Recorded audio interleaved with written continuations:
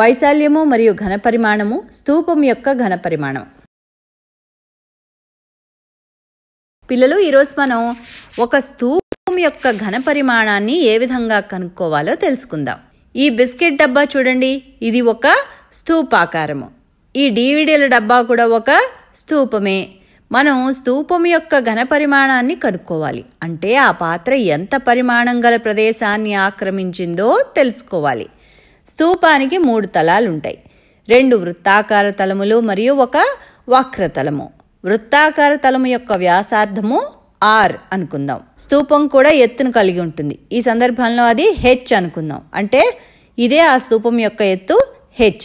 ఇప్పుడు మనం ఈ స్తూపము ఎంత మేర పరిమాణాన్ని ఆక్రమించిందో లెక్కించాలి. దీన్ని కనుక్కోవడానికి ప్రయత్నిద్దాం.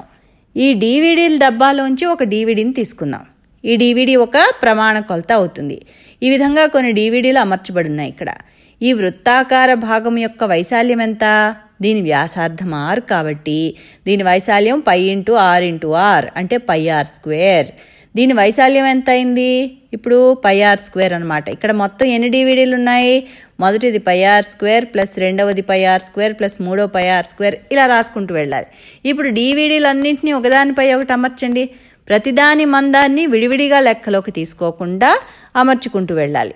ఒక వృత్తంపై మరొక వృత్తం, మళ్ళా ఒక వృత్తంపై మరొక వృత్తము, ఇలా ఉంది. ఇలా అమర్చిన తర్వాత అవి కొంత ప్రదేశాన్ని ఆక్రమిస్తాయి. అదే 3వ కొలత, అంటే అది ఎత్తు అన్నమాట.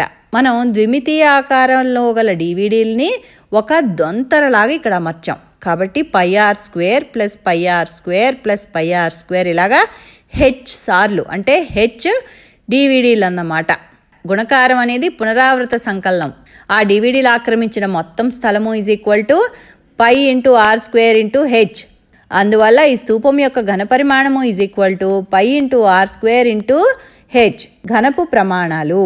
ఇక్కడ R భూ వ్యాసార్థము మరియు H ఎత్తు అవుతుంది. కాబట్టి ఈ స్తూపము ఘనపరిమాణము πr²H.